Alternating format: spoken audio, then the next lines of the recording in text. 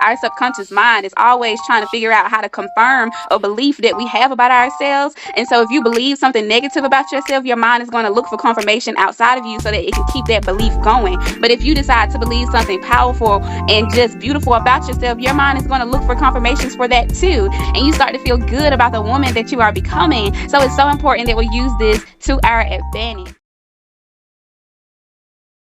Okay, so the first journaling prompt that we had to do was name three things or people you denied access to you, then write why or how it made you feel. With this one, it's something that you really have to sit with yourself and think about. And the reason why I wanted us to do this one is because a lot of times we break free of a situation or a person, we deny them access, and then we kind of get over it. So the situation may not be that big of a deal anymore, but yet we find ourselves going back and then playing tug of war with the person or with the situation, and then we got to re-deny them access. So I wanted to prevent that whole cycle of events from happening by writing our feelings out about how we feel. Good morning. I wanted us to do that one so we can cut the cycle. And so, yeah, do you have any questions about that one? Anything you want to add to it? No, I think that's important. I think that um just I think that's something that you have to do, like take inventory of, like on a consistent basis though. You know what I mean? Because you, like you said, sometimes you can do that, and then as time progresses you start opening those doors again.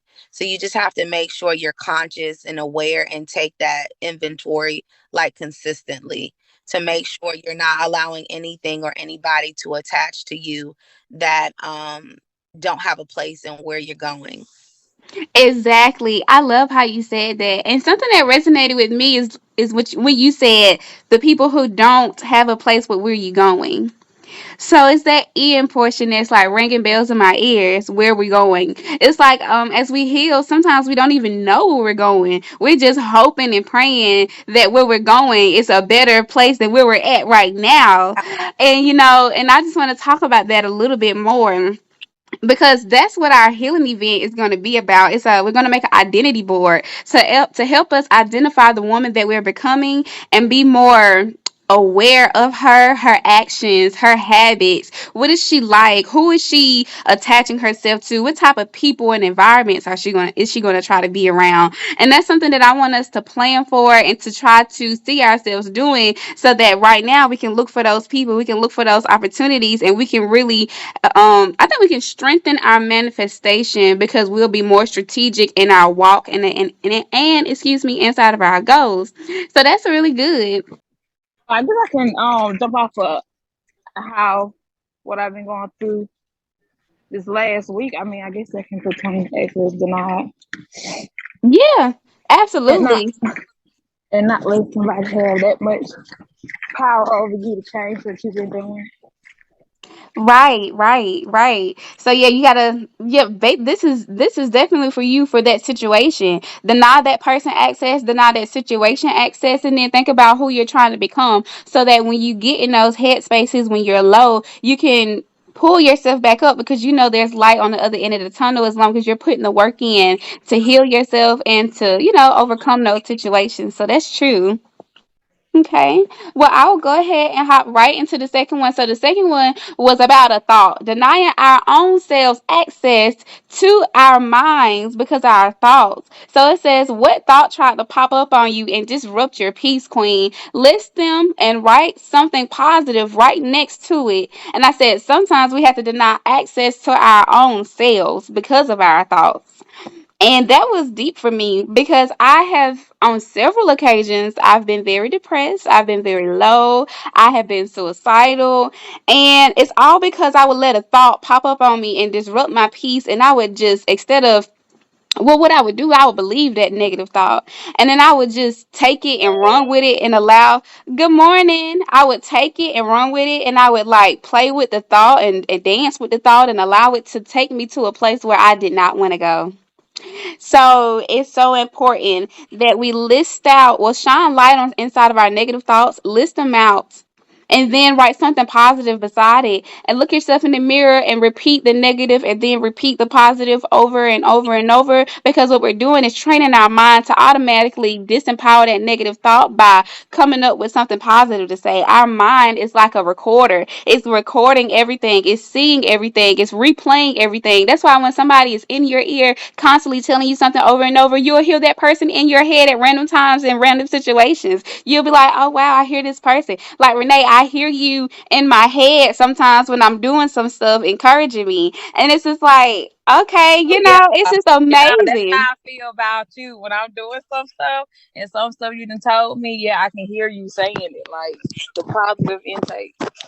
Right. And that's because our mind is listening, it's always listening. So it's important for us to use it to our advantage. It could be a gift or a curse. We're going to make it a gift. We're going to make it powerful. So that's why it's so important that we continue to uplift ourselves and speak life into ourselves, because our ears are always listening. Our subconscious mind is always trying to figure out how to confirm a belief that we have about ourselves. And so if you believe something negative about yourself, your mind is going to look for confirmation outside of you so that it can keep that belief going. But if you decide to believe something powerful and just beautiful about yourself, your mind is going to look for confirmations for that too. And when you hear something small as you're beautiful, or something as small as you made me feel good today, or telling yourself good stuff, that's confirmation for your brain. You start to get this hormone flowing through you called dopamine, and you start to feel good about the woman that you are becoming. So it's so important that we use this to our advantage. But yeah, so that's what that one was about, and that was really big for me. I just told y'all why, but it's helped me out a lot in my journaling, and this is it's a big reason of how I started to fall in love with myself again, because I started to say these things so much that I believed them. I looked for confirmation outside of me, and I was like, yeah, and I let my actions be my confirmation and the way I showed up for myself, and it just started to just ignite this beautiful relationship. And each and every day, still today, I'm getting more confident within myself. I'm feeling more positive about the woman that I'm becoming, and I'm no longer afraid of the unknown. I'm actually excited about the unknown, and that is a huge switch for me. So yeah, did anybody? I'm sorry, I just said a mouthful. Did anybody want to add on to that before we move forward? I will. I think that like the other one, like that one is even daily for me. Like I can start my day off really high, and I can, just start tackling whatever I have set out to do that day. But by midday, something could occur, or a thought will pop into my head, and it makes me, question, second guess, like doubt my abilities or capabilities. So I think for me, that is something that I can even encounter daily. Just depending what I'm going through or what I have to do. So just I think having the awareness and knowing what to do when it happens. Mm, yes, that's Yeah. good. Right. So knowing what to do when it happens. Do you know what to do when it happens? Um, Kind of like you said, something similar. I've never called out whatever I'm hearing, but I always replace it with something positive, like an Okay. Huh. Oh, 12. I'm sorry, Kayla. Say that one more time. I said I never like repeat the negative, but I Okay. do it with something positive, like give myself an affirmation, like say the opposite of what I feel like my mind is trying to tell me to discourage me. Right.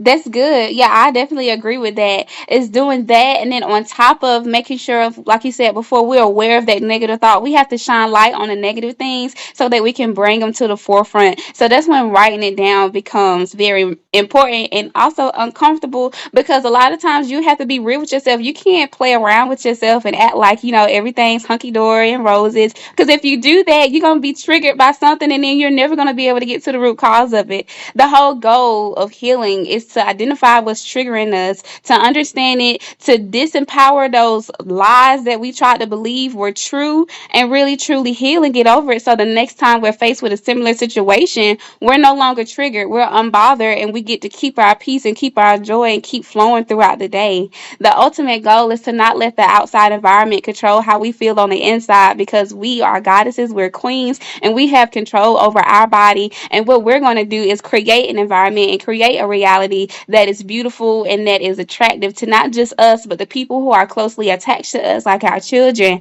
our spouses, and different things like that. That is our ultimate goal. So you got it. That's right. I believe it. Does anybody else want to say anything before we move forward?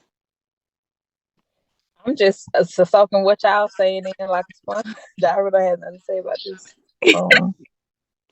About this one right here. Okay, Last time, that's good too. Soak it up like a sponge. If you hear something that really resonates with you, write it down. Y'all, last week, I'm sorry, I didn't record the video right, so y'all can't hear me talking, but I heard y'all talking. But this time I clicked the right button, so I'm gonna upload this one because I'm gonna be talking and y'all gonna be talking. So if anybody missed it, they'll be able to go back and pull it apart and take notes how they need to. Seriously, this time. We got it. We got it. I got this. Okay, so we'll just keep on going. So the next one is, what foods are you giving access to the inside of you? And that is a big one because your stomach is a second brain. So what you put inside of your body, you will feel it. Okay, your brain will tell you that you don't feel good, that you're tired, you're sleepy, you're angry, you're irritated, and a lot of times that's because of something that you've put inside of you. And so your stomach will send the signals to your brain to tell it how it feels about this food you just ate. And not only that, it's like when you fill yourself up with junk, you get so sleepy, and then you start putting all that bad bacteria inside of your gut. So now you're craving bad stuff because you have a lot of bad bacteria in there. But when you put healthy foods, nurturing foods, your gut starts to be more clean. You put more good gut bacteria in there. So now you're craving more good stuff, healthy stuff. You're craving fruits and vegetables instead of candies and chocolates and different stuff like that. So it's really important that we take inventory of the foods that we're allowing access on the inside of us so we can attach a feeling to it. A lot of times we'll eat something and forget how good it made us feel because we get distracted by this world of fast food and all these commercials and eat this burger and save your money and do this and do that. So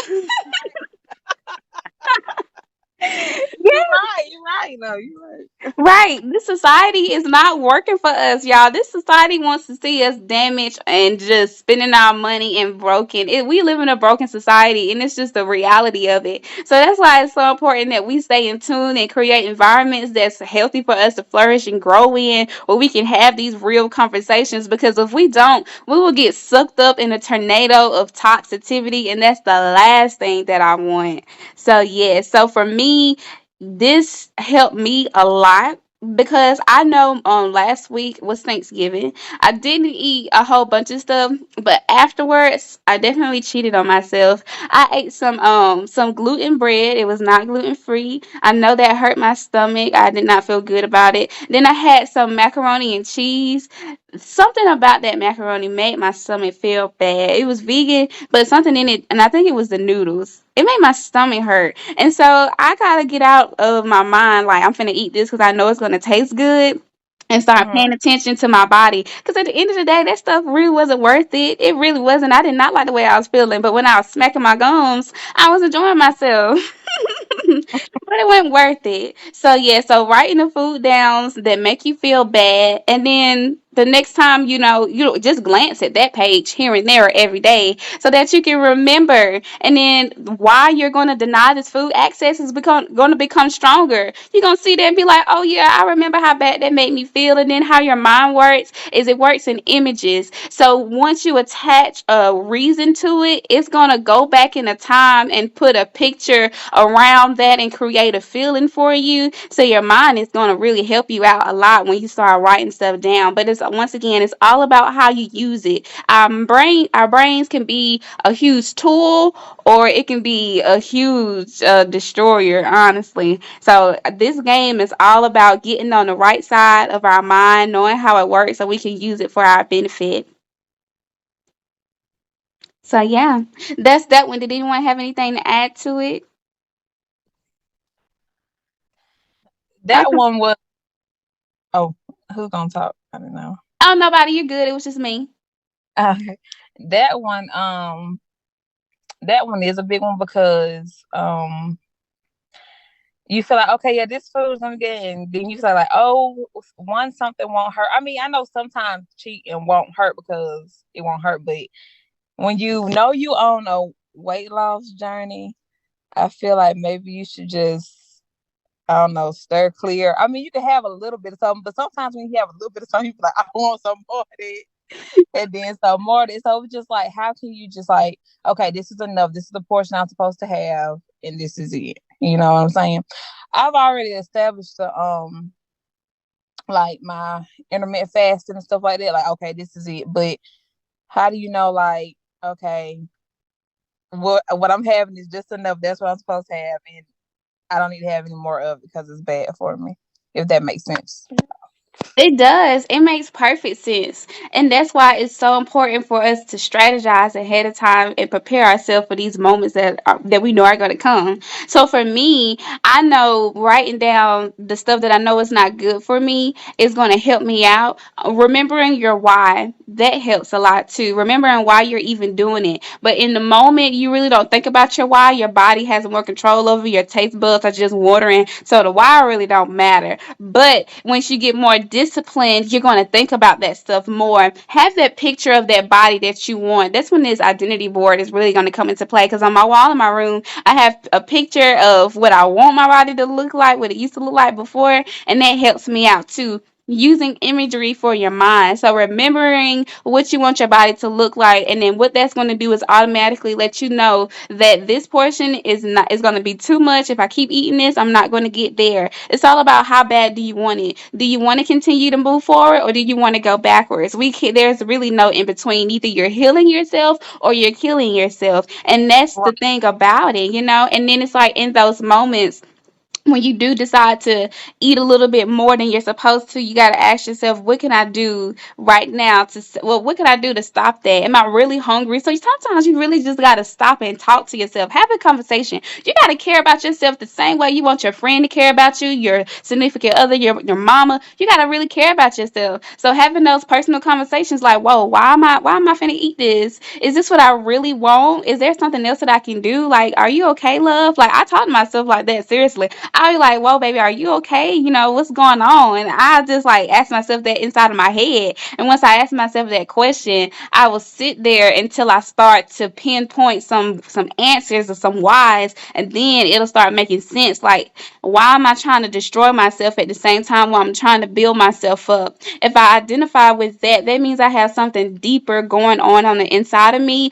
that needs to be shone some light on, because it makes no sense for us to self-sabotage when we want so bad to be better. So it's like, more healing work has to be done. But in that moment, I like to drink some extra water so that I can kill the hunger. Before I even go overboard, I say, hold on, let us try to drink a little bit more water to see if that's going to help. Because one thing about eating that macaroon is it will definitely increase your appetite. And honey, sometimes I have found myself eating past my window and eating Mhm. stuff that I wasn't supposed to. It had got crazy. So I really had to sit down and have a conversation with myself, because I was really concerned at this point. Like, do you really want this or what? Are you really going to keep looking in the mirror every single day and getting sad and crying because you want your body to look like a certain thing, but you're doing these things? It don't make sense. We have to make it make sense. Either you want it or you don't. What is it going to be? So sitting there and just having that conversation and being real with you, I have hurt my own feelings in a good way several times. I've had to humble myself.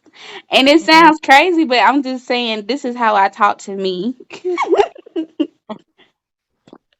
I would also say too, like something that I try to do to help myself is I stopped attaching like eating healthy for like something. That's I good. I took away like I am very active, then I'm not active, then I'm very active, then I'm very active. So just first and foremost, staying consistent with that. But outside of that, I stopped saying I want to do this because I want to X. When I really just put in my mind, I want to do it as a lifestyle, so that I'm not attaching it to something. And then outside of that, I just kind of I feel like when you're trying to stop eating certain foods and you're trying to do that, like the best thing that has worked for me is like cold turkey, like to just cut it out. And I know that everybody can't do that, but when I'm able to do it for like 30 days, it's harder for me to go back because I have forced myself to be strict and disciplined for a certain window. And even if your window is not 30 days or whatever it is, after that, I feel like my body responds to it differently.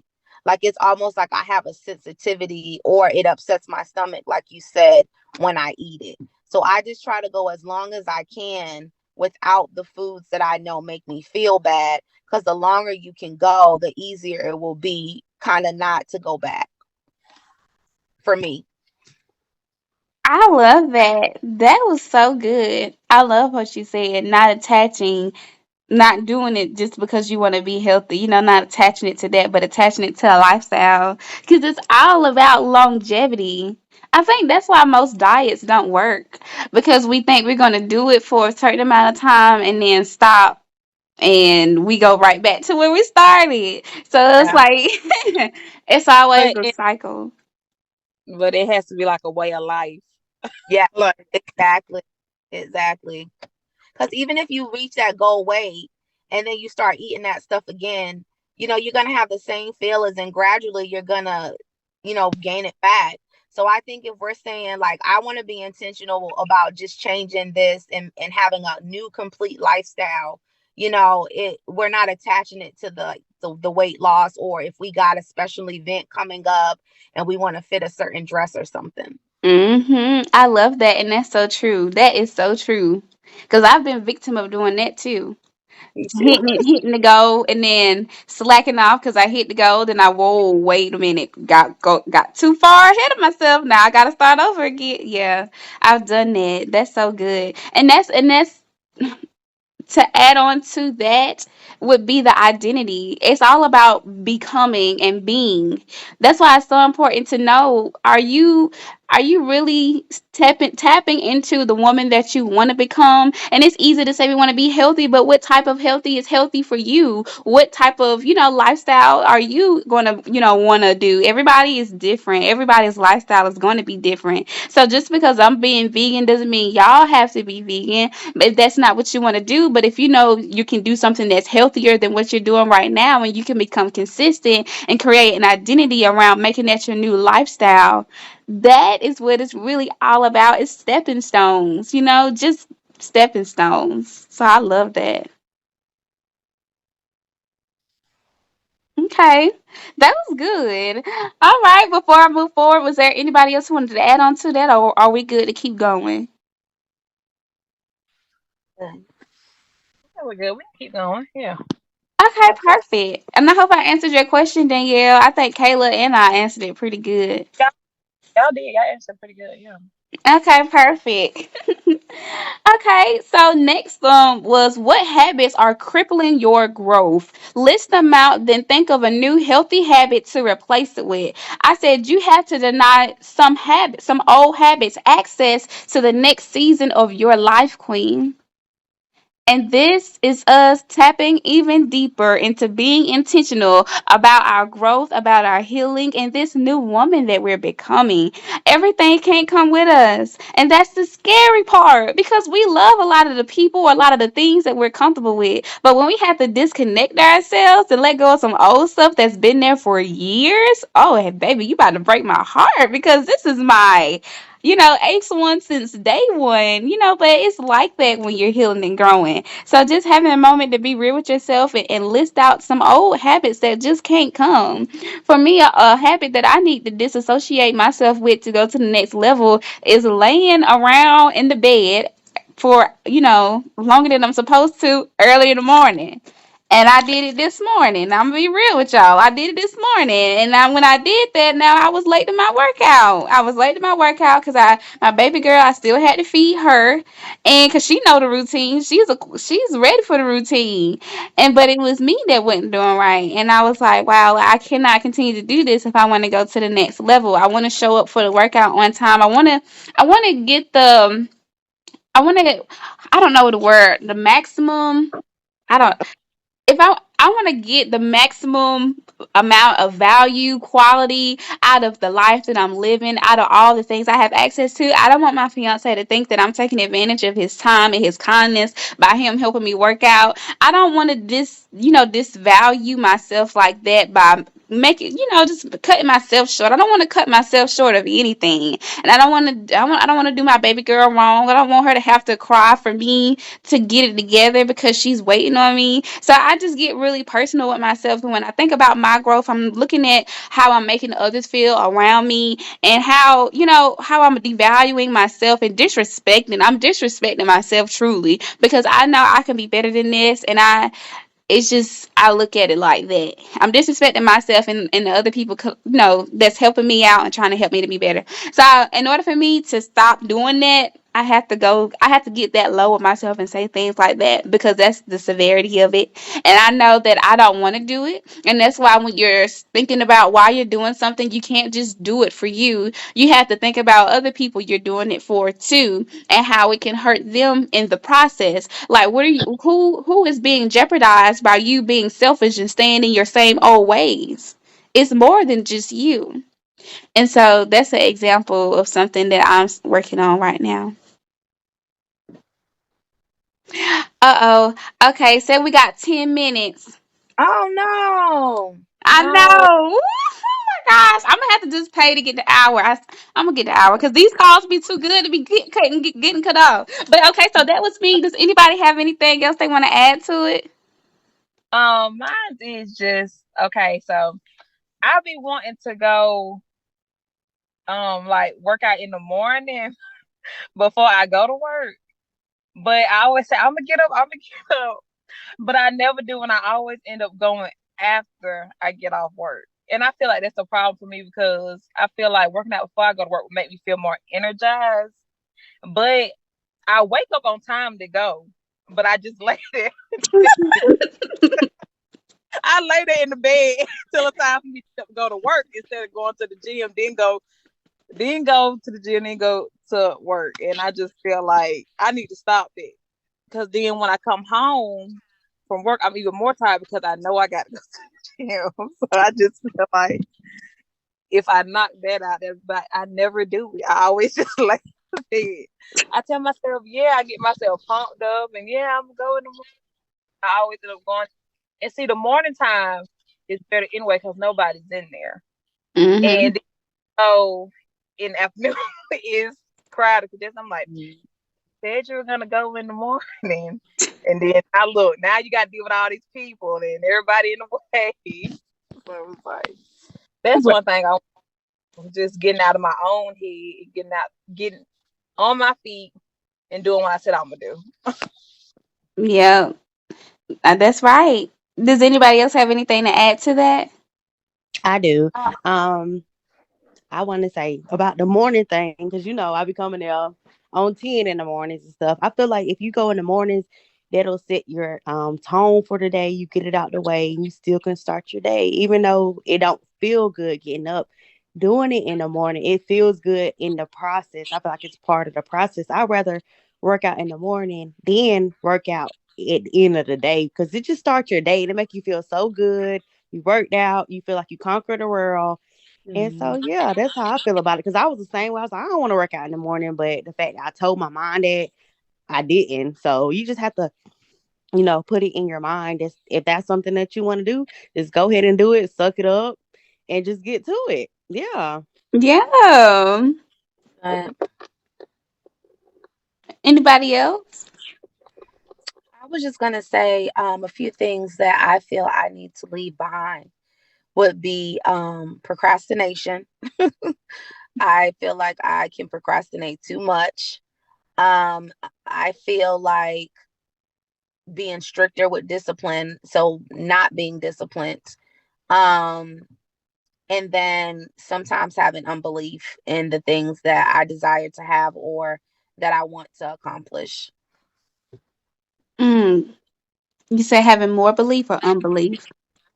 I think I should leave behind unbelief. Oh, leave behind unbelief. Okay, I got you, got you. Yeah. Okay, makes sense.